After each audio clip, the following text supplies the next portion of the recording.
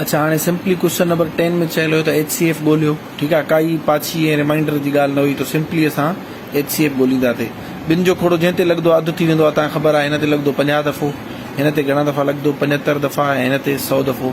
अञा ॿधी अंग मौजूदु आहिनि, इन करे ॿिनि जो खोड़ो हलंदो। हिन ते 25 दफ़ा, 75 ते न वेंदो, 100 ते घणा दफ़ा 50 दफ़ो। वरी ॿिनि जो खोड़ो 25 ते न वेंदो, 75 ते न वेंदो, हिन ते घणा दफ़ा 50 दफ़ा। हाणे तव्हां ॾिसी सघो था पिया टई 21 अंग अची विया आहिनि, इन करे ॿिनि जो खोड़ो न लॻंदो। हाणे कहिड़ो खोड़ो पढ़ंदासीं? ॿिनि खां पोइ टिनि जो वारो आहे। 25 ऐं 25 ते त टिनि जो न लॻंदो, पर 75 ते टिनि जो लॻे थो।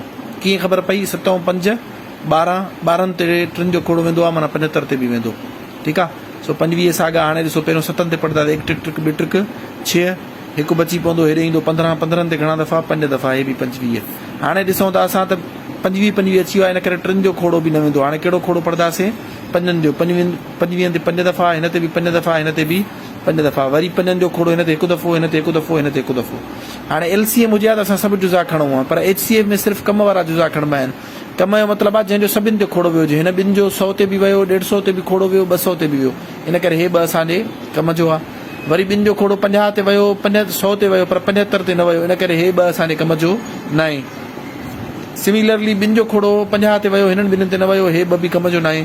टिनि जो खोड़ो सिर्फ़ु 75 ते वियो, हिननि ॿिन्हिनि ते न वियो, इन करे हे 3 बि कम जो न आहे। हाणे अचो था 5 ते, त 5 जो खोड़ो हिन 25 ते बि वियो, हिन ते बि वियो, हिन ते बि वियो, इन करे हे 5 असांजे कम जो आहे। वरी हिन 5 जो बि हिन टिनि 5 ते वियो आहे, इन करे हे 5 बि कम जो। हाणे सभिनि जुज़नि मां सिर्फ़ु 2, 5 ऐं 5 कम जो आहे। सो इन्हनि खे असां पाण में मल्टीप्लाई कंदासीं। 2 ज़रबिया 5 ज़रबिया 5, 2 5 10 ऐं 5 ॾह 50। हे असांजो छा थी वियो? आंसर HCF आहे। ठीकु आहे, सो क्वेश्चन नंबर 10 में 50 इज़ द करेक्ट आंसर।